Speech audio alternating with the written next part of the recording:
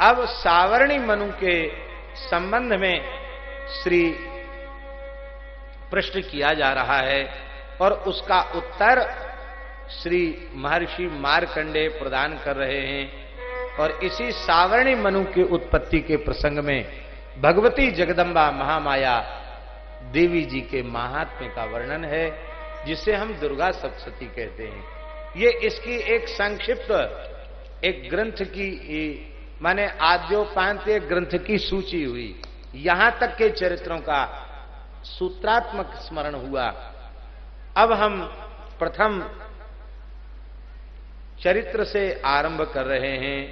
बोलो भक्तवत्सल भगवान की जय। इस प्रथम चरित्र के ऋषि ब्रह्मा हैं, भगवती महाकाली इसकी देवता हैं, गायत्री छंद है, नंदा शक्ति है, रक्तदंतिका भगवती बीज हैं, अग्नि तत्व है और ऋग्वेद स्वरूप है। महाकाली की प्रसन्नता इस प्रथम चरित्र के पाठ से, प्रथम चरित्र के श्रवण से प्राप्त हो जाती है। इसकी अधिष्ठात्री भगवती योग निद्रा महाकाली भद्रकाली हैं और उनका ध्यान का सर्वप्रथम मार्कंडेय महर्षि वर्णन कर रहे हैं। हम लोग भी भगवती का ध्यान करते हैं। खड्गम चक्र गदेषु चाप परिघान शूलम भुषुंडीं शिरः शंखं संदधतीं करैस्त्रिनयनां सर्वांगभूषावृतां नीलास्मद्युति मास्यपाददशकां सेवे महाकालिकां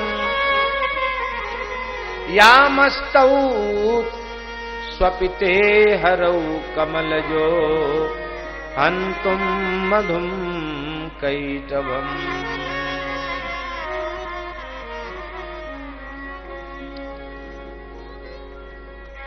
ये भगवती भद्रकाली महाकाली वही हैं जिनकी स्तुति श्री ब्रह्मा जी ने भगवान नारायण के नाभि कमल से उत्पन्न होने के पश्चात, जब विष्णुकर्ण मलोद्भूत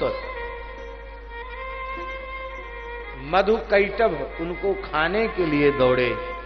अब भगवान सो रहे हैं, एकार्णव के जल में शेष पर्यंक पर योग निद्रा का आश्रय लेकर भगवान शयन कर रहे हैं। वही योग निद्रा की स्तुति, महाकाली योग निद्रा की स्तुति श्री ब्रह्मा जी करते हैं। इसलिए इसकी अधिष्ठात्री देवता श्री महाकाली को कहा गया। देखो, सुषुप्ति की अवस्था में संसार के सभी प्राणियों को विश्राम भगवान देते हैं। बहुत ध्यान से सुने। एक तो जागृत अवस्था है, एक स्वप्नावस्था है, एक सुषुप्ति, गंभीर निद्रा। उस गंभीर निद्रा में जहां व्यक्ति कुछ भी अनुभव नहीं करता है, ना हम किंचिद वेदिशम, मैंने कुछ भी नहीं जाना, अरे कितना गंभीर सो गया, पता ही नहीं चला इतनी रात कैसे बीत गई। ये है सुषुप्ति की अवस्था। इस सुषुप्ति की अवस्था में प्रत्येक जीव भगवान में विश्राम करता है। भगवान सुषुप्ति की अवस्था न दें तो आदमी पागल हो जाए, काम नहीं कर पाएगा। भगवान की अंक में विश्राम करके फिर नई कर्म करने की शक्ति लेकर बाहर आता है। पर भैया, ठाकुर जी सबको विश्राम देते हैं, पर ठाकुर जी को विश्राम करने की इच्छा होती है तो भगवती महामाया योग निद्रा उन्हें भी विश्राम प्रदान कराती है। बोलो भक्तवत्सल भगवान की। योग निद्राएं तो विश्राम करा रही हैं। ठाकुर जी सुखपूर्वक शयन कर रहे हैं। तो वे ब्रह्मा जी जिनका स्तवन करते हैं, उन महाकाली भगवती का मैं ध्यान करता हूं। उनकी 10 भुजाएं हैं। खड्ग चक्र गदा वाण धनुष परिग शूल भुसुंडी मस्तक शंख ये धारण करती हैं। उनके 3 नेत्र हैं, श्रीअंग में दिव्य आभूषण धारण किए हुए हैं और नीलास मद्युति, उनके श्रीअंग की कांति नीलमणि के समान है। हमारे श्री कृष्ण को भी उज्जवल नीलमणि कहा जाता है, ऐसी ही ये भगवती भी श्री कृष्ण के ही देह की कांति वाली हैं। नीलमणि के समान इनकी अंग कांति है, 10 मुख और 10 पैर से युक्त हैं। हमारे वृंदावन में एक मंदिर है, उसका नाम है कृष्ण काली मंदिर। ये केसी घाट पर ही है, प्राचीन मंदिर है। कहते हैं कि किसी पर्व के अवसर पर राधा रानी को यह निर्देश दिया गया कि तुम भगवती का काली का पूजन करके आओ। अब भगवती काली, राधा तो श्री श्याम सुंदर के प्रति अनन्या है, तो कौन काली के रूप में उनसे पूजा ग्रहण करे। तो महाराज जी वर्णन मिलता है कि श्री ठाकुर जी, रंग रूप तो मिलता ही है, तो ठाकुर जी ही देवी जी की मूर्ति के स्थान पर ऐसे जीव निकाल के ठाकुर जी ही खड़े हो गए।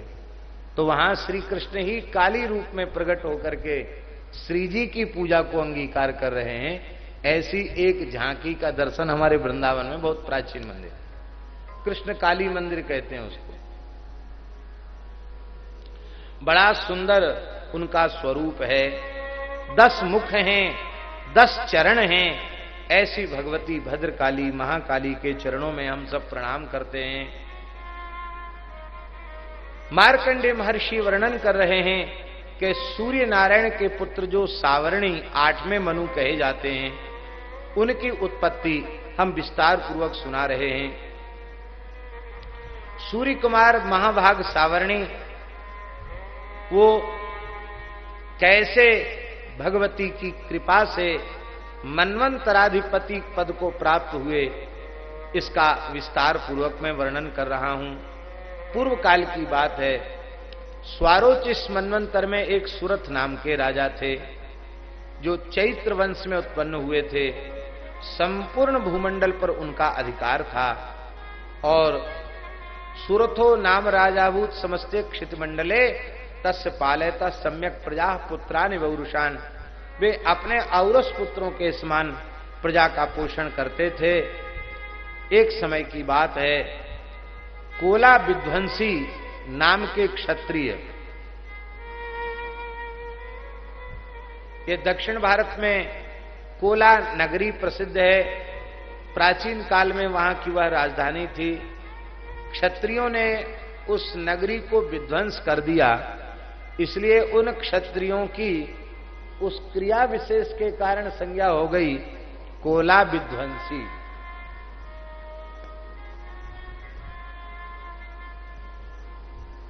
कोला विध्वंसी यह संज्ञा उनकी हो गई और राजा सुरथ की दंड नीति बड़ी प्रबल थी। शत्रुओं के साथ घोर संग्राम हुआ। यद्यपि कोला विध्वंसी उनकी संख्या बहुत ज्यादा नहीं थी, तो भी योग की बात है? संयोग होता ना, कई बार जय पराजय निश्चित नहीं होती है। कई बार जिस पक्ष में बहुत कमजोर पक्ष है उसकी विजय हो जाती है, जो पक्ष बहुत बलवान है उसकी पराजय हो जाती है। कौरव कम बलवान थे, पांडवों के पास सेना भी कम थी, संख्या भी कम थी, लेकिन पांडवों की विजय हुई और इतनी बड़ी संख्या होने के बाद भी कौरवों की पराजय हो गई। महाराज सुरथ पराजित हो गए, उनके नगर पर शत्रुओं का अधिकार हो गया और महाराज भाग खड़े हुए युद्ध के मैदान से। ततो मृगया व्याजेन ऋतस्वाम्यस्य भूपति एकाकी हयमारुह्य जगाम गहनम वनम। शिकार खेलने के व्याज से महाराज सुरथ घनघोर जंगल में चले गए। वहां उन्होंने मेधा नाम के महर्षि का आश्रम देखा। बहुत शांत सात्विक आश्रम था। नैसर्गिक हिंसक प्राणियों का भी वैरभाव वहां समाप्त हो चुका था। मुनि शिष्योपशोभितम, मुनि और शिष्यों से वह अलंकृत था।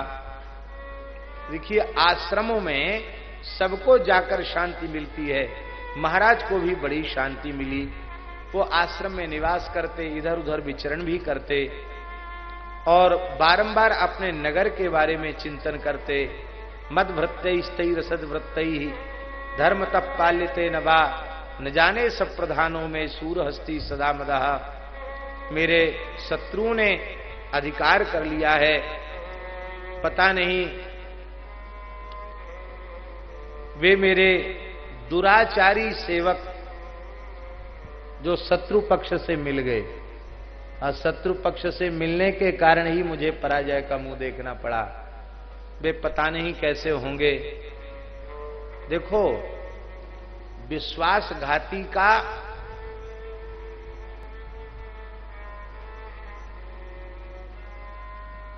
दुख कभी समाप्त नहीं होता।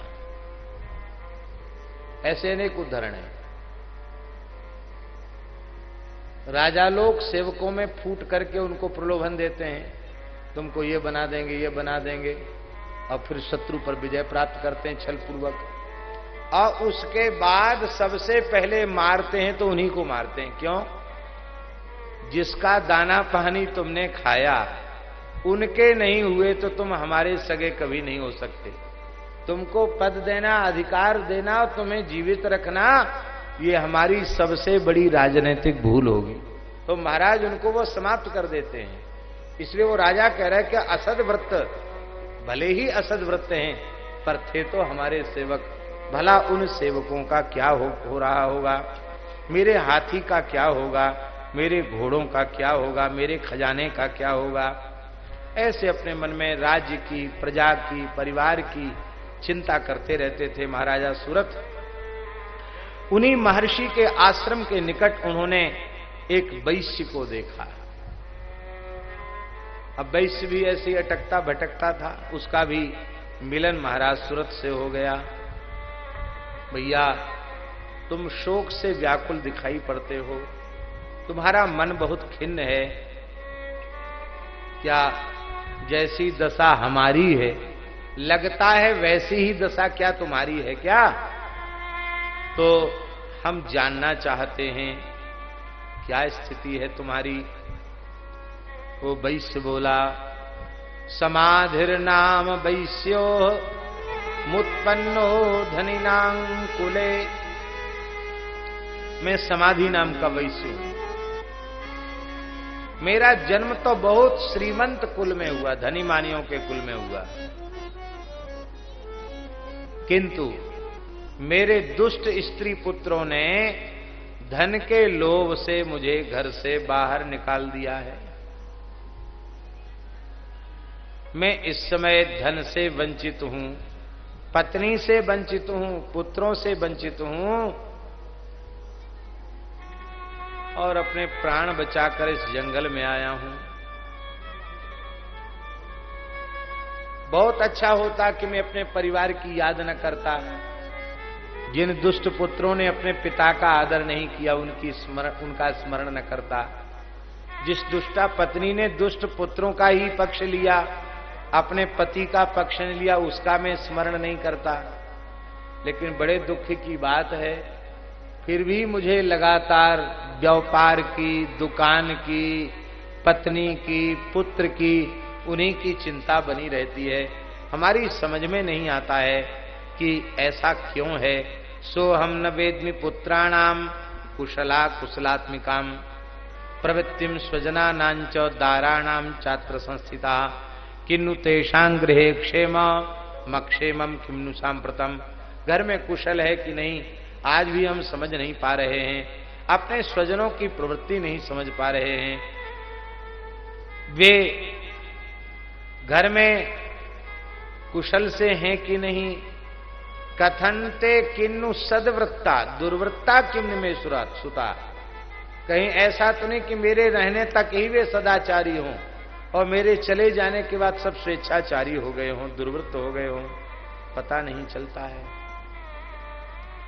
राजा ने कहा कि जिन लोभी स्त्री पुत्र आदि ने धन के कारण तुमको घर से निकाल दिया, उनके प्रति तुम्हारे चित्त में इतना स्नेह क्यों है?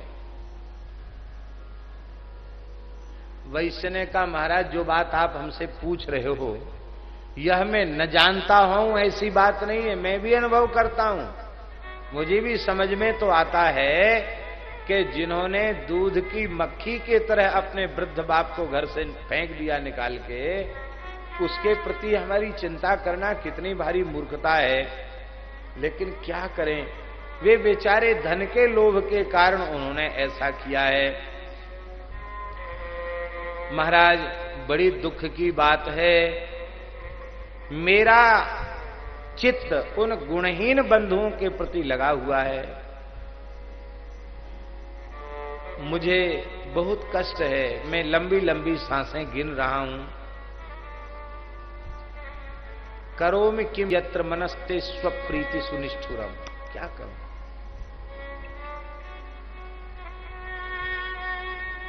एक वैश्य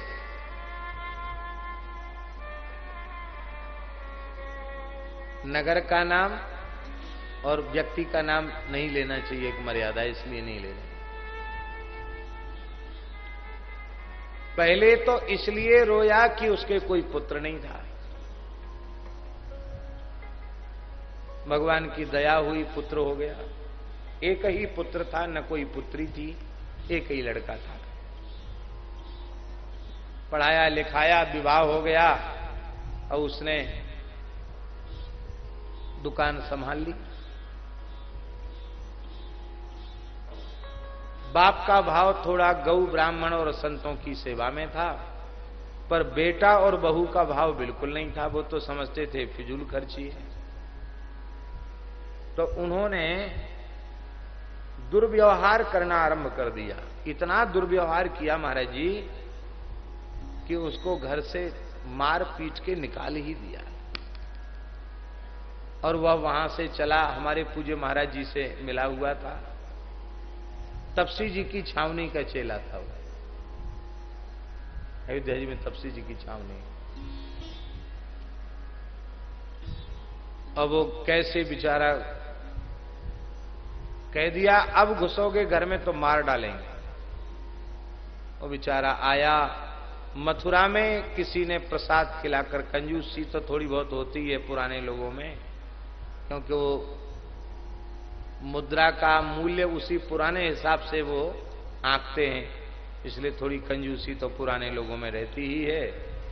तो अब तो मुद्रा का अवमूल्यन हो गया है, पर उनकी दृष्टि में तो वही पुराना हिसाब किताब रहता है। तो उसने बेचारे ने खर्च नहीं, पैसा तो था उसके पास, पर भूखा प्यासा वैश्य उसने खर्च नहीं किया कि खर्च ही कर देंगे तो रहेगा हमारे पास, क्या सभी खर्च हो जाएगा, कोई ऐसे ही दे दे मुफ्त में तो ठीक है। तो मुफ्त वाला कोई जहर खुरानी वाला आ गया और उसने ऐसा कुछ खिला दिया कि बस वो बेहोश हो गया। और जो पैसा था, रुपया था, थैला था, सामान था, वो भी मथुरा रेलवे स्टेशन पर ही जय सिया राम। कृष्ण लीला हो गई महाराज जी, सर्वस्व हरण हो गया।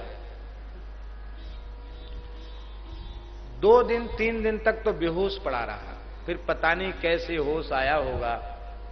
एक पैसा नहीं था, पैदल चलकर महाराज जी के पास आए। सुदामा कुटी में महाराज जी विराजते थे। फूट फूट कर बहुत रोया। महाराज जी ने बहुत स्नेहपूर्वक कहा, कोई बात नहीं, ठाकुर जी की विशेष कृपा हुई है। तुम्हारे चित्त में थोड़ा धन का आश्रय था, उस आश्रय को मथुरा में आते ही ठाकुर जी ने छीन लिया और बड़ी कृपा की है। आप पूर्ण भगवद आश्रय से रहो। अपने पास महाराज जी ने रख लिया। वो कहा, देखो भाई, तुम अब खर्च तो कर नहीं सकते, गृहस्थ व्यक्ति हो, तो साधुओं का अन्न खाओगे तो वो तुम्हारे लिए बहुत अच्छी बात नहीं है। तो तुम चाहो तो साधु हो जाओ। वो अयोध्या, महाराज जी ने टिकट कराया उसका, अयोध्या जाकर वो साधु हो गए। लौट के फिर महाराज जी के पास रहे और बोले यहां आश्रम में रहकर कुछ सेवा करके तब पाना। तो कीर्तन में वो थोड़ी देर बैठते थे। बढ़िया जीवन चलने लग गया, सुंदर तिलक लगाता, खूब माला फेरता। और एक बार बीमार हुआ। महाराज जी कहीं बाहर पधारे थे, तो वह आकर हमसे बोला कि हमारे पुत्र के लिए चिट्ठी लिख दो। मेरे मुख पर सूजन आ गई, मेरे पैरों पर सूजन आ गई है, ये मृत्यु का लक्षण है, मैं अब जीऊंगा नहीं, बहुत अधिक मर जाऊंगा, आप चिट्ठी लिख दो। मैंने कहा अब तक तो चिट्ठी लिखी नहीं, कई साल हो गए, एक ही तुम्हारा लड़का, और तुम्हारी खोज खबर करने भी नहीं आया कि बाप मरा कि जिंदा है, और तुम अब मरते समय उसको चिट्ठी लिख रहे हो। वह तुमको घर ले जाएगा और तुम्हारी घर पर मृत्यु होगी, तो कई वर्ष तुमको वृंदावन में रहते हुए हो गया, तुम ब्रजरज की प्राप्ति, कहीं वहां मर गए तो ब्रजरज की प्राप्ति से वंचित। अरे बोले महाराज ऐसे नहीं मरेंगे, और मरेंगे तो मरेंगे, जहां पैदा हुए वहीं ना मरेंगे। अरे भाई इतना मोह ममता क्यों है जहां पैदा हुए वहां मरने के लिए? तो वह बोला कि महाराज हम बिना बेटा वाले नहीं हैं, हम बेटा वाले हैं, हम मरेंगे तो हमारा लड़का हमको मुखाग्नि देगा, और यहां मर जाएंगे ना, ये सब साधु उठा के ले जाएंगे, कीर्तन करते करते जमुना जी में रज बांध के पधरा देंगे। तो हम तो गृहस्थ व्यक्ति हैं, सेठ हैं हम भी अपने जमाने के, तो हमारा लड़का हमको मुखाग्नि देगा, इसलिए हम घर जाना चाहते। मैंने कहा तो हम तो चिट्ठी नहीं लिखेंगे। बोला मेरा हाथ कपता है, मैं लिख नहीं सकता, आपको लिखना पड़ेगा। नहीं आपको दोष लगेगा। मैंने कहा दोष लग जाए, पर हमें लगता तुम्हारा ब्रजवास छूट जाएगा। बोले नहीं, सब दोष पाप मेरे सिर पे, पंडित जी आप तो लिख दो। रोने लग गया कि चलो जैसी भगवत इच्छा, लिख दिया। पत्र पहुंचा, लड़का आया, पोस्ट कार्ड पर लिखा था, लड़का ले गया, और घर पहुंचने के तीसरे दिन मृत्यु हो गई। बाद में महाराज जी लौट के आए तो पत्र आया कि वो तो पधार गए। अब आप देखिए कितनी प्रबल है आसक्ति संसारी पुरुषों में। अब जिस पुत्र ने, पुत्र वधू ने ऐसा व्यवहार किया, वहीं जाकर मरा। भैया बड़ी प्रचंड है ये मोह माया। आप लोग अपने मन में ऐसा नहीं सोच रहे, साधु लोग सहज ही बन जाते हैं। हमको ऐसा लगता है कि विरक्त होने का, घर छोड़ने का संस्कार भी कई जन्मों का होता है, कई जन्मों की साधना होती है, तब वह विवेक आता है, तब वह भीतर से बल आता है त्याग का। नहीं तो महाराज जी नारकीय कष्ट सहकर भी मनुष्य घर में ही पड़ा रहना चाहता है, 100 जूते खाए तमाशा घुस के देखे, वो वाली बात है। वो उसका मन वहां से हटता नहीं है। ये तो भगवती विशेष कृपा करें तब वैराग्य की वृत्ति किसी के मन में जागृत होती है। तो ये घटना मेरे सामने घटी हुई है, इसलिए मैंने इस घटना का आपके सामने स्मरण किया। अब दोनों की समस्या एक ही है।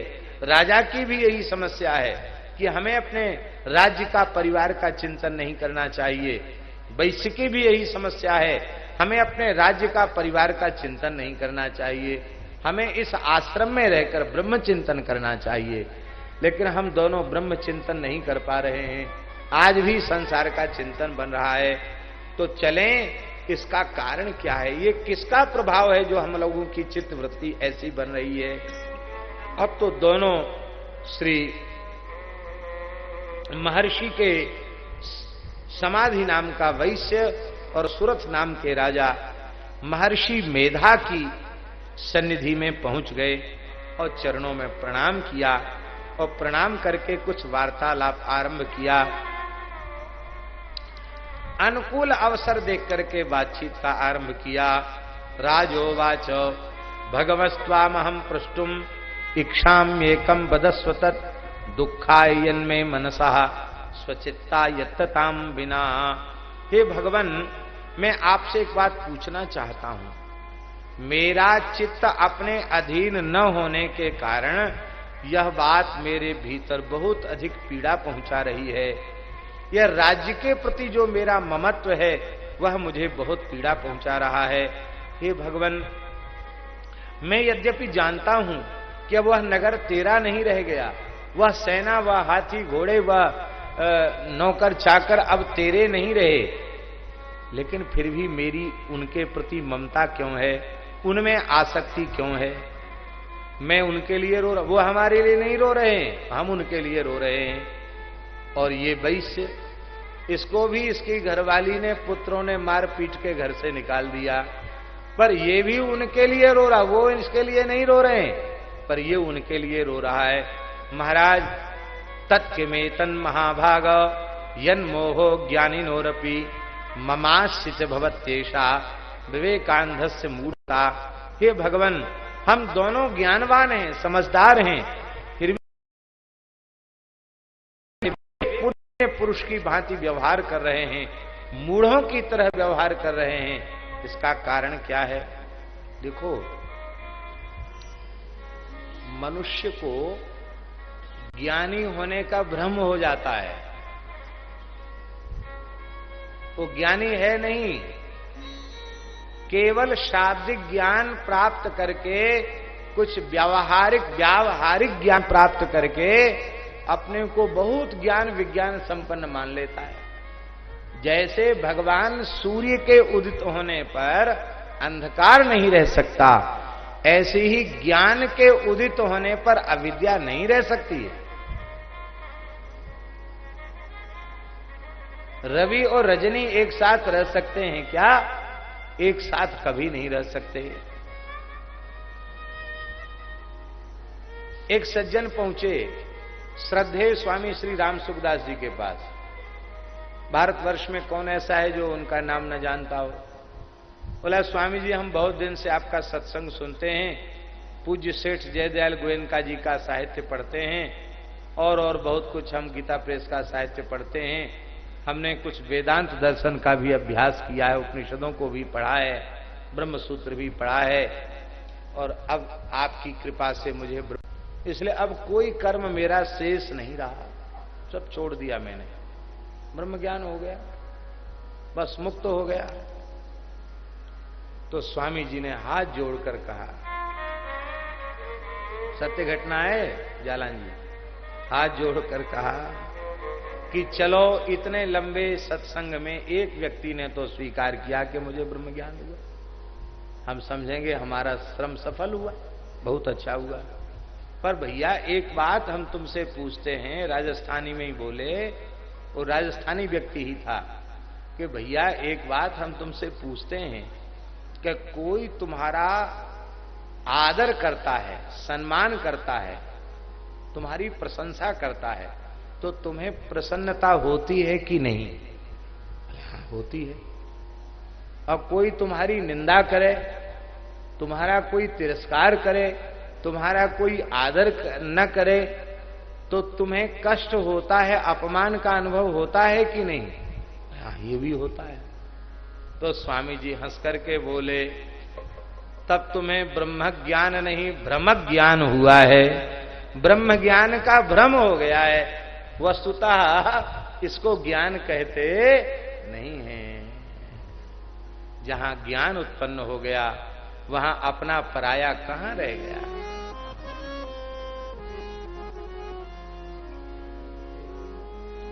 कैसे महात्मा होते?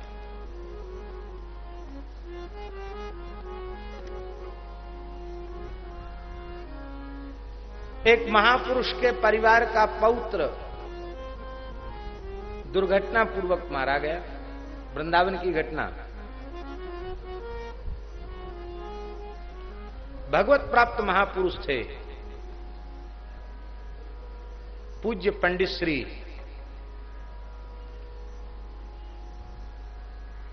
दुर्गा प्रसाद जी चतुर्वेदी,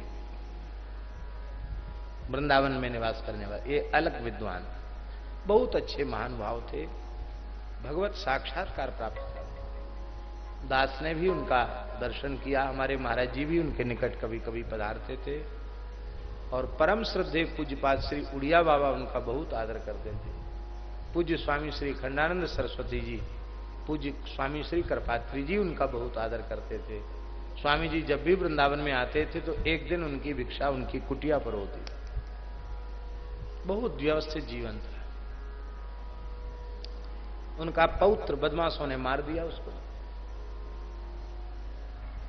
पुत्र तो पहले ही चला गया था और वे वृद्ध 90 वर्ष से ऊपर की आयु और पौत्र मर गया। हम भी गए, पर मैंने अपने नेत्रों से देखा, आंखों से देखा, उनकी चित्त की अवस्था में अणुमात्र भी विकार नहीं आया। वे स्वयं गए भी नहीं, बस एक नजर से देखा और मुस्कुरा कर कहा कि मिट्टी को यहां क्यों रखे, ले जाओ।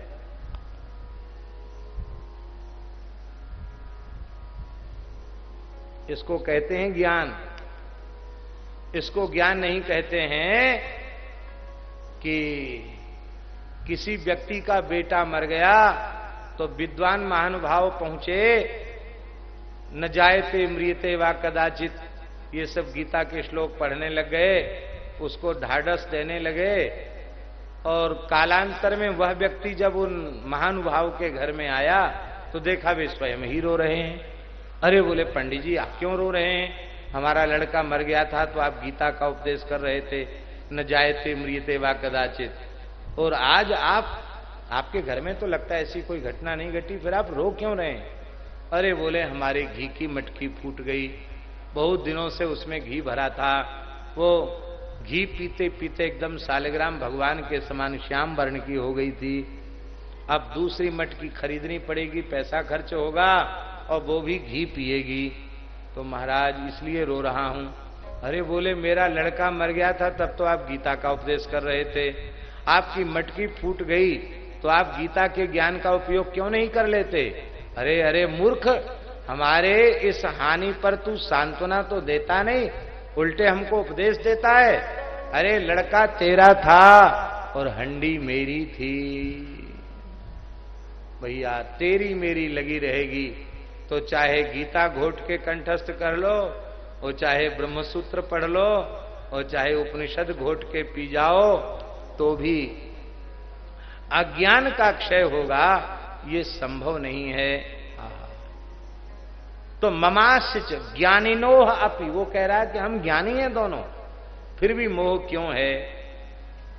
हंसने लग गए महर्षि मेधा। बोले महाराज ऐसा ही भ्रम संसार के जीवों को हो जाता है कि हम ज्ञानी हैं, वस्तुतः उनमें ज्ञानी होते नहीं हैं। ऋषिरुवाच ज्ञानमस्ति समस्तस्य जन्तोर विषय गोचरे विषयश्च महाभाग यही याति चैवं पृथक पृथक। देखो संसार के प्राणियों को ज्ञान तो होता है, पर उन्हें विषय मार्ग का ही ज्ञान होता है। उन्हें संसार चक्र से छूटने संबंधी जो तत्व है उसका ज्ञान उनको नहीं होता। वो संसार के भौतिक पदार्थों के ज्ञान को ही ज्ञान मान लेते हैं। देखो, और यह विषय ज्ञान भिन्न भिन्न प्रकार का है। कुछ प्राणी ऐसे हैं जो दिन में देखते हैं, रात्रि में नहीं देखते। कुछ ऐसे हैं जो रात्रि में देखते हैं, दिन में नहीं देखते। पशु पक्षी मृग सभी समझदार हैं, पर मनुष्यों की समझ जैसी है वैसी पशु पक्षियों की समझ नहीं होती है। मनुष्यों की ममता अपनी संतान में जैसी होती है, वैसी ही ममता पशु पक्षियों की अपनी संतान में हुआ करती है। देखो इन पक्षियों की ओर तो देखो, ये पक्षी कैसे हैं।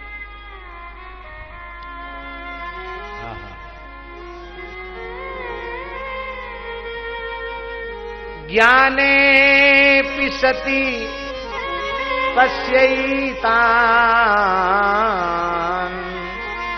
पतंगां चावचंचुषु कणमोक्षाद्रितान् मोहात् पीड्यमानान् क्षुधा मानुषा मनुज व्याघ्र साभिलाषा सुतान प्रति। देखो ये पक्षी, ये तो मनुष्य के समान विशेष विवेक विचार से संपन्न नहीं है, पर ये खुद भूखे प्यासे रहकर भी अपने अजात पक्षी छोटे छोटे बच्चों के लिए खुद पानी नहीं पीते, अपनी चोंच में भर के उनको पानी पिलाने के लिए जाते हैं। खुद अन्न नहीं खाते, अन्न का एक कण मिलता है तो अपने पक्षियों की चोंच में चोंच रखकर उनको खिलाना चाहते हैं। क्या इनको तुमने नहीं देखा? इनको मोह ममता करना किसने सिखाया है? अरे ये संसार की परंपरा कायम बनी रहे, ये संसार का प्रवाह चलता रहे, ये काम भी भगवती महामाया योग माया का है। महामाया प्रभावेण संसार स्थिति कारिणा तन्नात्र विस्मय कार्यो योग निद्रा जगतपते। ये महामाया का प्रभाव है और महामाया के प्रभाव के संबंध में तुम्हें आश्चर्य नहीं करना चाहिए। क्यों आश्चर्य नहीं करना चाहिए?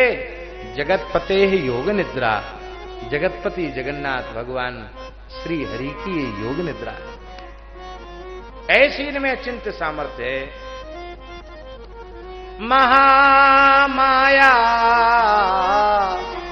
हरेश्चैषा तया सम्मोह्यते जगत् ज्ञानिनामपि चेतांसि देवी भगवती सा बलादाकृष्य मोहाय महामाया प्रयच्छति तया विसृज्यते विश्वम जगदे तच्चराचरम। ये संसार की जन्म मृत्यु की परंपरा बनाए रखने के लिए भगवती महामाया योग माया ने ही इस संपूर्ण चराचर विश्व को मोहित कर रखा है। बड़े बड़े ज्ञानियों के चित्त को ही वे बलात् आकृष्ट करके और संसार में लगा देती हैं। इसलिए जिस माया महामाया भगवती ने संसार के प्रवाह में, संसार में अहमता ममता को उत्पन्न करके डाल रखा है, तो जिसने डाल रखा है वही निकाल भी सकती है। आपको किसी ने गंगा जी में धक्का दे दिया, किसी समर्थ व्यक्ति ने, आप बहते चले जा रहे, आपकी गति नहीं है, तो वो चाहे तो आपको निकाल सकता है गंगा जी से कि नहीं? ये भगवती जब चाहती हैं तो जीव को इस भव सरिता से बाहर उबार भी लेती हैं। सैषा प्रसन्ना वरदा नृणाम भवति मुक्तये। ये प्रसन्न हो जाती हैं वरदा भगवती, तो संसार चक्र से जीव छूट जाता है। यही महामाया ब्रह्म विद्या का रूप धारण कर लेती हैं, और जब जीव को ब्रह्म विद्या प्राप्त हो जाती है तो वह जीव संसार के बंधन से मुक्त हो जाता है। राजा ने कहा, भगवन काहि सा देवी, वह कौन सी देवी है जिसको आप महामाया बोल रहे हैं? ये कहां उत्पन्न हुई? उनकी कौन सी लीलाएं हैं? उनका कैसा प्रभाव है? उनका कैसा स्वभाव है? उनका कैसा स्वरूप है? उस सबको मैं आपकी मुखारविंद से सुनना चाहता हूं, क्योंकि आप ब्रह्म ज्ञानियों में श्रेष्ठ हैं। आप ही इसका समाधान कर सकते हैं। मेधा ऋषि कह रहे हैं, नित्यैव सा जगन्मूर्तिस्तया सर्वमिदं ततम् तथापि तत्समुत्पत्तिर्बहुधा श्रूयताम् मम देवानां कार्यसिद्ध्यर्थमाविर्भवति सा यदा उत्पन्नेति तदा लोके सा नित्याप्य विधीयते। हे राजन, वस्तुतः वह नित्य ही है, संपूर्ण जगत उन्हीं का स्वरूप है, संपूर्ण जगत को उन भगवती ने व्याप्त कर रखा है। तथापि लीलाओं का विस्तार करने के लिए, जीव जगत का परम हित संपादित करने के लिए वे भगवती अनेक रूप से अवतार ग्रहण करती हैं। यद्यपि वह नित्या हैं, लेकिन फिर भी जीवों पर कृपा करने के लिए उत्पन्ना भी हो जाती हैं, अजा होकर भी उत्पन्न हो जाती हैं। कल्प के अंत में भगवान एकार्णव में शयन कर रहे थे। शेष पर्यंक का आश्रय लेकर के भगवान विश्राम कर रहे थे। उसी समय भगवान के कर्णमल से, अब कहेंगे भगवान के कान में मैल मैल कहां से आया? ये सब ठाकुर जी की लीला है। ये नटवर नागर हैं, लीला करना चाहते हैं, ब्रह्मा जी पर कृपा करना चाहते हैं। सृष्टि के आरंभ में जब भगवान भी आंख मूंदे हुए थे, भगवान भी सो रहे थे, उस अवस्था में सृष्टि आरंभ में सृष्टिकर्ता ब्रह्मा को अपनी आह्लादनी भगवती शक्ति महामाया योग माया का अनुभव कराना चाहते हैं। इसलिए वे भगवान संकल्प करते हैं और उनके कान के मैल से दो दैत्य उत्पन्न हो जाते हैं, मधु और कैटव। ये दोनों दैत्य उत्पन्न होकर के और ब्रह्मा जी को खाने के लिए दौड़े, मारने के लिए दौड़े। अब ब्रह्मा जी ने विचार किया कि भगवान तो सो रहे हैं, ऐसी स्थिति में मैं अब भगवान को तो योग निद्रा का आश्रय लेकर सो रहे हैं, इनको जगाया जाना मेरे द्वारा संभव नहीं है। तो जिन्होंने इन्हें सुला रखा है वे ही इन्हें जगा सकती हैं। सुला रखा है भगवती महामाया योग निद्रा ने, वही इन्हें जगा सकती हैं। तब एकाग्र चित्त से ब्रह्मा जी रात्रि सूक्त का पाठ करने लगे। ये रात्रि के अधिष्ठात्री शक्ति भगवती महामाया हैं, बहुत प्यारा स्तोत्र है और रात्रि सूक्त का स्मरण करके ही शयन करना चाहिए, ऐसी शास्त्राज्ञा है। और इसका बड़ा लाभ मिलता है, बहुत लाभ मिलता है। आचमन प्राणायाम करके, पवित्र होकर हस्तपाद आदि का प्रक्षालन करके यदि इस रात्रि सूक्त का पाठ करके शयन किया जाए तो फिर निद्रा भी निद्रा नहीं रहती, वह निद्रा भी योग निद्रा हो जाती है और भगवती का अनुग्रह प्राप्त होता है। फिर कोई दुस्वप्न नहीं होते हैं। ऐसा अनुभव अनेक साधकों ने किया है। ब्रह्मा जी महाराज भगवती का स्तवन कर रहे हैं, बहुत छोटा स्तोत्र है। इसके व्याख्यान करने में ही भगवती का महात्म्य प्रस्तुत होगा, लेकिन समय कम होने के कारण हम व्याख्यान न करके केवल इस सूक्त का पाठ कर लेते हैं। ब्रह्मोवाच त्वं स्वाहा त्वं सुधा त्वं विविषट्कार स्वरात्मिका सुधा त्वमक्षरे नित्रे त्रिधा मात्रात्मिका सदा अर्धमात्रा सदा नित्या यानुच्चार्या विशेषता त्वमेव संध्या सावित्री त्वं देवी जननी परा त्वयि तद्धारिते विश्वं त्वयि तत्सृज्यते जगत् त्वयि तत्पालिते देवी त्वमत्सन्तेत सर्वदा विशिष्टौ सृष्टि रूपा तुम स्थित रूपा च पालने तथा संगृत रूपास्य जगतोस् जगन्मये तथा संगृत रूपान्ते जगतोस् जगन्मये महाविद्या महामाया महामेधा महास्मृति महामोहा च भवती महादेवी महाश्री प्रकृतिस्त्वंच सर्वस्य गुणत्रय विभावने काल रात्रिर्महारात्रिर्मोह रात्रिस्दारुणा त्वं श्रीस्त्वमीश्वरी त्वं ह्रीस्त्वं बुद्धिर्बोधलक्षणा लज्जा पुष्टिस्सा तुष्टिस्त्वं शांति क्षांतिरेव च खड्गनी शूलिनी घोरा गदनी चक्नी तथा शंखनी चापनी बाणो भुषुंडी परयायुधा सौम्या सौमित्रा शेष सौम्यभ्यस्तुति सुंदरी परा पराणाम परमात्ममेव परमेश्वरी यच्च किंचिद क्वचिद वस्तु सद सदवाखिलात्मके तस्य सर्वस्य या शक्ति सात्वम किम स्तूयसे तदा। जब सब कुछ आप ही हो तो आपका स्तवन मैं कैसे करूं।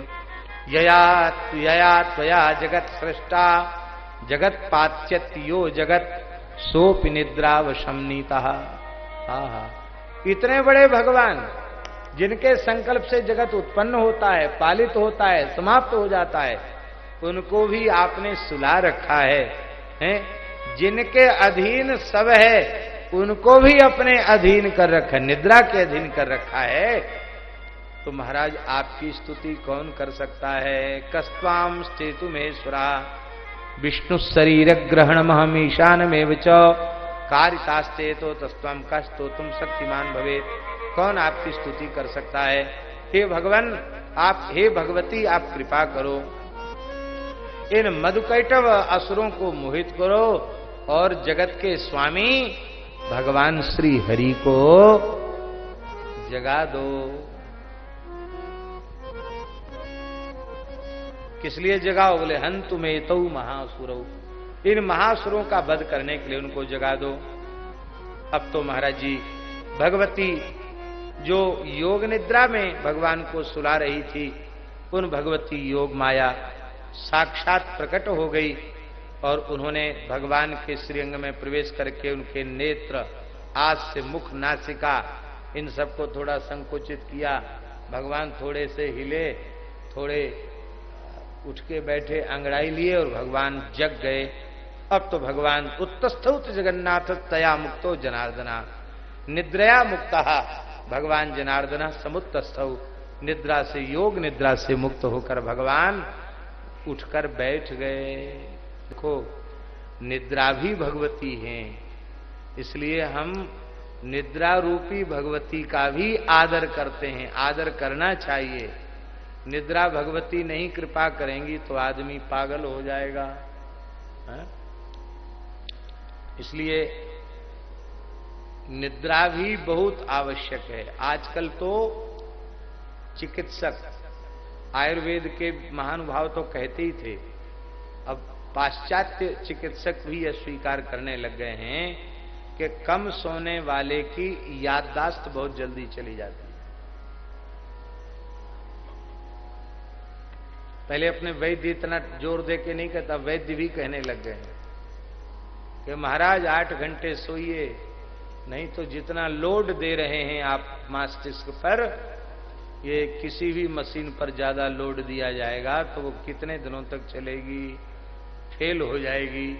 इसलिए थोड़ा सा इसे विश्राम दो। पर दास को एक अनुभव है भगवान की दया से, गुरुदेव की कृपा से, वास्तविक विश्राम तो भागवत चर्चा में ही मिलता है। नींद में विश्राम नहीं मिलता। बिना कथा के लगता है कि बस अब शरीर में ताकत ही नहीं है, एकदम निर्जीव शरीर हो रहा है, लगता सारे रोग दोष इकट्ठे होके आ गए कि अब हम तुमको किसी लायक नहीं रहने देंगे। और जैसे ही भगवान की चर्चा आरंभ होती है, लगता है देह धर्म भी देह से निकल के कहीं चला जाता है। ऐसी है विश्राम स्थान में कम, विश्राम हरिनाम के जप में मिलता है, भगवत भागवत चरित्र के श्रवण में मिलता है, भगवत भागवत चरित्र के निरूपण में मिलता है। बोलो निद्रा देवी की जय, जय जय श्री राधे। तो महाराज जी भगवती ने जगा दिया और अब तो महाराज भगवान श्री नारायण का समुत्थाय तदस्ताभ्यम युद्धे भगवान हरि, भगवान उठकर खड़े हुए और उनसे युद्ध करने। ये भी भगवान की लीला है। देखो बहुत लंबी समय तक कोई सोता है तो थोड़ा हाथ पैर हिला करके और अपने को चैतन्य करना चाहता है। अब भगवान पता नहीं कब से सो रहे हैं, थोड़ा हाथ पांव तो हिलावें, थोड़ी फुर्ती आवे, ताजगी आवे। तो मानो उसी की व्यवस्था ठाकुर जी ने 2 खिलौने तैयार कर दिए। ये खिलाड़ी तो है ही हैं, खेलना इनका स्वभाव है, ये संसार भी खेलने के लिए बनाया। तो मधुकैटव नाम के 2 खिलौने भी ठाकुर जी ने जगकर उनके साथ खेलेंगे, मानो इसलिए उनको निर्मित कर दिया। कितने दिन तक युद्ध हुआ? 4 महीने, 6 महीने, 4-6 वर्ष नहीं, 5 वर्ष सहस्राणी बाहु प्रहरणो विभु, 5000 साल तक युद्ध होता रहा और लगातार लड़ाई। कितने साल तक? 5000 वर्ष तक। जैसे अखंड कीर्तन, अखंड रामचरितमानस का पाठ, अखंड दीपक होता ना, ऐसे अखंड युद्ध हुआ 5000 वर्ष के काल तक, लगातार दिन रात बिना खाए पिए। पर धन्य है वे बल के कारण अत्यंत उन्मत्त हो रहे थे, माया महामाया भगवती से विमोहित हो रहे थे। क्योंकि ब्रह्मा जी ने दो प्रार्थना की हैं, एक तो भगवान को जगाओ और दूसरी प्रार्थना के मधु कैटभ को आप मोहित करो जिससे इनके बध की लीला जल्दी बन जाए। तो महाराज जी वो मधु कैटभ बोले, वाह वाह वाह महापुरुष, हम तो सोचते थे कि संसार में एकमात्र वीर हम दोनों ही हैं, लेकिन हम दो हैं लड़ने वाले और तुम अकेले एक हो और दोनों के साथ एक साथ लड़ रहे हो, वो भी इतने लंबे समय तक लड़ रहे हो। वाह वाह वाह, तुम तो बहुत शक्ति संपन्न हो, हम प्रसन्न हैं, तुम्हें वरदान देना चाहते हैं। भगवान बहुत हंसे, बोले वाह, अभी हमसे वरदान मांगने वाला कोई भगत तो सामने आया नहीं, तो ये राक्षस ही बोल रहे हैं, असुर ही बोल रहे हैं कि हमसे ही वरदान मांग लो। ये निश्चित ही महामाया के प्रभाव से ऐसा बोल रहे हैं, अन्यथा ये ऐसा कैसे बोल सकते हैं। बोले तो ठीक है, तो हम यही वरदान आपसे मांग रहे हैं कि आप दोनों जल्दी हमारे हाथ से मारे जाओ, यही वरदान दे दो, तुम्हारे मरने का वरदान हम मांगते। तो क्या भगवान वर न मांगते तो ये जीवित रह जाते? नहीं, भगवान तो मान बढ़ा रहे हैं कि चलो तुम मर जाओ। बोले हाँ हाँ, आपने वरदान मांग लिया तो हम आपके हाथ से मारे तो जाएंगे, लेकिन एक हमारी इच्छा है। क्या? आवाम जहि न यत्रोर्वी शलिलेन परिप्लुता, जहां पानी न हो, एकदम सूखा हो, जहां धरती का कोई अंश एकदम सूखा हो, पानी न गया हो, वहां सूखी जगह पे मारना, गीले में मत मारना हमको। भगवान बोले बड़े चतुर हैं, देखते हैं कि चारों ओर जल ही जल है, धरती कहीं है ही नहीं, तो इसलिए ये मांग रहे हैं। भगवान बोले हमारे पास सब व्यवस्थाएं, हमारी जंघाएं बिल्कुल सूखी हैं, आ जाओ। एक मुंडी उसकी पकड़ी, एक मुंडी उसकी पकड़ी, दोनों को जंघा पर पटक लिया और भगवान ने चक्र से कृत्वा चक्रेण वैच्छिन्ने जघने शिरसी तयोः, दोनों के मस्तक का छेदन भगवान ने सुदर्शन चक्र से कर दिया। इस प्रकार से यह महामाया भगवती योग माया ने, काल रात्रि ने वह ब्रह्मा जी के ऊपर कृपा की और ब्रह्मा जी को मधु कैटभ के संकट से मुक्त किया। इन मधु कैटभों के शरीर का जो मेदा हुआ ना, वो मेदा उस एकार्णव जल में एकत्रित हुआ, उससे धरती का निर्माण हो गया। ये भी भगवान की लीला है, धरती का निर्माण हुआ, इसलिए धरती का नाम हुआ मेदिनी। असुरों का जो मांस मेदा था उसी से वो धरती बन गई, इसलिए इसका नाम हुआ मेदिनी। उन मधुकैटभ के शरीर की जो बड़ी बड़ी हड्डियां थीं, वे ही बड़े बड़े पर्वत बन गए। ऐसी स्थिति हो गई। इस धरती पर मनुष्य बड़े बड़े साधन करते, ब्राह्मण अनुष्ठान करते, लेकिन महाराज जी ये अनुष्ठान करने पर भी लोगों को उसका लाभ नहीं मिल रहा था। ये भी पुराणों की कथा है महाराज जी। तो श्री संपूर्ण मनु, प्रजापति और ब्राह्मण ऋषि वे सब ब्रह्मा जी के पास गए, बोले महाराज हम सब यज्ञ कर रहे हैं, श्रौत स्मार्त यज्ञ कर रहे हैं और भी अनेक व्रत कर रहे हैं, जप तप अनुष्ठान कर रहे हैं, लेकिन उसका फल हमें क्यों प्राप्त नहीं हो रहा है। ब्रह्मा जी ने कहा यह मेदा से युक्त होने के कारण धरती मेदिनी है। अशुद्ध स्थान पर साधन करने से साधन का फल नहीं मिलता, इसलिए स्थान की शुद्धि का विचार परमावश्यक है। तो पवित्र पृथ्वी पर आप लोग साधन करो तो आपके अभीष्ट की पूर्ति होगी और देवताओं का बल बढ़ेगा, देवताओं को भी उसका लाभ मिलेगा। बोले ये धरती की शुद्धि कैसे हो?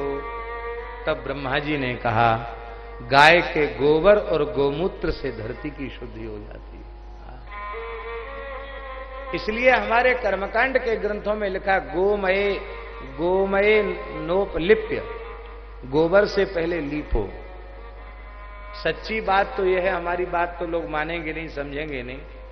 आपके घर में पक्का फर्श बना है तो भी आप कोई पूजा पाठ अनुष्ठान करते हैं तो वेद लक्षण भारतीय देसी गाय के गोबर से पहले वहां चौका लगाइए, गोबर गोमूत्र मिश्रित उससे, और फिर आप बैठकर वहां साधन कीजिए तो आपको बहुत जल्दी लाभ मिलेगा। गोबर गोमूत्र की इतनी बड़ी महिमा है।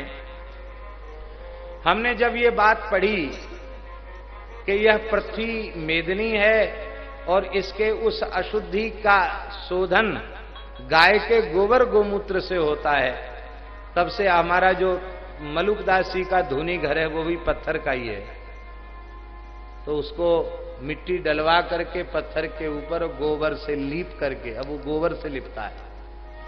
जहां हम लोग बैठ के संध्या गायत्री जब हवन आदि करते हैं वो है नीचे से पक्की, पर ऊपर से ब्रजरज डाल करके गोबर से लीप करके उसको किया गया। ये इतनी महिमा है, गोबर गोमूत्र की बड़ी भारी महिमा है। बोलो भक्तवत्सल भगवान की। अब तीसरे अध्याय का आरंभ होता है। ये वैसे दुर्गा सप्तशती के क्रम से तीसरा अध्याय है, और वैसे तो ये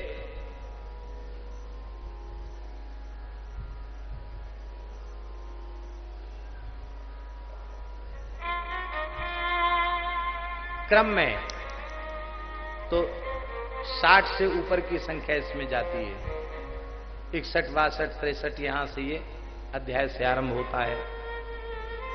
उद्यत भानु सहस्र कांति मरुण क्षौमाम शिरो मालिकाम रक्तालिप्त पयोधराम जपवटीम विद्यामभीतिम वरम हस्ताब्जैर्दधतीम त्रिनेत्र विलसत् वक्त्रारविंद श्रियम देवीं बद्ध हिमांशुरत्न मुकुटाम वंदे रविंद स्थिताम। बहुत सुंदर भगवती के ध्यान का वर्णन है। अब महाराज जी, जब चिक्षुर नाम का सेनापति क्रोध में भर के आगे बढ़ा तो भगवती ने उसके रथ को, घोड़े को, अश्वों को, सब को समाप्त कर दिया। उसका ध्वजा भी काट डाला। और इसके बाद उत्थाय च महासिंह देवी, उस समय तीखी तलवार के धार से सिंह के मस्तक पर चोट पहुंचाई। भगवती के बाईं भुजा में उस चिक्षुर नाम के सेनापति ने प्रहार किया। देवी की भुजा का स्पर्श करते ही तलवार टुकड़े टुकड़े हो गए। ऐसा दिव्य चिन्मय स्वरूप है भगवती का। क्रोध से नेत्र लाल करके भगवती दुर्गा ने हाथ में त्रिशूल ले लिया और उस महादैत्य ने, अब तो महाराज राक्षस ने त्रिशूल ले लिया और भद्रकाली के ऊपर चलाया। भगवती ने हुंकारेणैव तम भस्म, भगवती ने अपने त्रिशूल का प्रहार करके उस त्रिशूल के टुकड़े टुकड़े कर दिए। और दो काम किए। उस त्रिशूल ने उस चिक्षुर सेनापति के त्रिशूल को तो नष्ट किया ही, साथ ही चिक्षुर नाम के सेनापति को भी समाप्त कर दिया। सच प्राणैर वियुज्यत, उसके भी प्राण निकल गए। अब तो महाराज चामर आया। महाराज चामर ने शक्ति छोड़ी, भगवती ने हुंकार करके उसकी शक्ति को निष्फल कर दिया। अब तो भयंकर युद्ध होने लग गया। सिंह के साथ भी युद्ध हुआ, भगवती के साथ युद्ध हुआ। इसी बीच में का सिर धड़ से अलग कर दिया। इस प्रकार से चामर भी वीरगति को प्राप्त हो गया। और एक एक करके बासकल, बिंदीपाल, उग्रास, उग्रवीर्य, इन सबको त्रिशूल से भगवती ने समाप्त कर दिया। बिडाल नाम के असुर को भी, उसका मस्तक भी तलवार से काट डाला। दुर्धर दुर्मुख को भी यमलोक पहुंचा दिया। अब सारी सेना जब उसकी नष्ट हो गई तब भयंकर भैंसा के स्वरूप में प्रकट होकर के यह पूरी देव सेना को, भगवती को वह क्षुब्ध करने लग गया। किसी को अपने मुंह के प्रहार से, किसी को खुरों के प्रहार से, किसी को पूंछ के प्रहार से, किसी को सींगों के प्रहार से, कभी ऐसे गोल चक्राकार घूम करके, वो किसी को अपनी श्वास की पवन से, उसकी श्वास के पवन से भी पर्वत इधर उधर हो रहे थे, इतनी भयंकर उसकी श्वास थी। अब तो भगवती प्रसन्न हो गई उसको देख करके और कहा कि तू इतना उत्पात क्यों कर रहा है, तू युद्ध कर। तो तत्याज माहिसम रूपम, अब महेश का स्वरूप जो है त्याग करके वो भगवान के, भगवती के साथ युद्ध करने लग गया। इतना भयंकर युद्ध हुआ। उसी समय छिन्नति तावत पुरुषः खड्ग पाणी रदृश्यत, वो खड्ग पाणी लेकर के युद्ध के मैदान से अंतर्धान हो गया। उसके खड्ग को भी भगवती ने अपने तीखे बाणों से छिन्न भिन्न कर दिया। और अब तो फिर से महिष के रूप में उत्पन्न होकर के तीनों लोगों को वो क्षुब्ध करने लग गया। उस समय भगवती जगदम्बा प्रसन्न होकर के और मधुपान करने लगी और उनके नेत्र अरुण वर्ण के हो गए, वे हंसने लगी और उन्होंने कहा कि अरे दुष्ट, देव्युवाच गर्ज गर्ज क्षणम मूढ़ मधु यावत पिमाम्यहम मया त्वयि हते त्रैव गर्जिष्यन्त्यासु देवता। अरे मूर्ख, अभी अवसर है, तू जितना चाहे उतना गर्ज ले, अब थोड़ी ही देर में देवता गर्जना करेंगे। जब तू मारा जाएगा तो देवता तेरे मरने पर प्रसन्न होकर के जल्दी ही गर्जना करेंगे। ऐसा कहकर के भगवती सिंह के ऊपर खड़ी हो गई और अपने चरण से महिषासुर को प्रहार किया। उसके वक्षस्थल पर गिर गया महिषासुर और कंठ पर त्रिशूल से भगवती ने प्रहार किया। जैसे ही प्रहार किया, महाराज उस भैंसा के शरीर से एक राक्षस निकल आया और अभी वो आधा निकला ही था, तब तक भगवती ने विशाल खड्ग से उसके 2 टुकड़े कर दिए, सिर के 2 टुकड़े कर दिए। इस प्रकार से महिषासुर का वध हो गया और संपूर्ण देवता अत्यंत प्रसन्न हुए। आकाश से पुष्पों की अनवरत वर्षा होने लगी, अप्सराएं नृत्य करने लगी, गंधर्व भगवती के यश का गान करने लगे। बोलो श्री जगदम्बा महिषासुर मर्दनी माता की। अब भगवती विराजमान है, उनके ध्यान का वर्णन है और उनकी स्तुति का बड़ा सुंदर वर्णन है। ओम कालाभ्रावाम कटाक्षै रविकुल भयदाम मौलिबद्धेन्दुरेखाम शंखम चक्रम कृपाणम त्रिशिखमपकरैरुद्वहन्तीं त्रिनेत्रां सिंहस्कन्धाधिरूढां त्रिभुवनमखिलं तेजसा पूरयन्तीं ध्यायेत् दुर्गां जयाख्यां त्रिदश परिवृतां सेवितां सिद्धिकामयी। सिद्धि की इच्छा रखने वाले पुरुष जिन्हें सिद्धांबिका भगवती देवी की सेवा करते हैं, उन जया नाम वाली दुर्गा देवी का ध्यान करना चाहिए।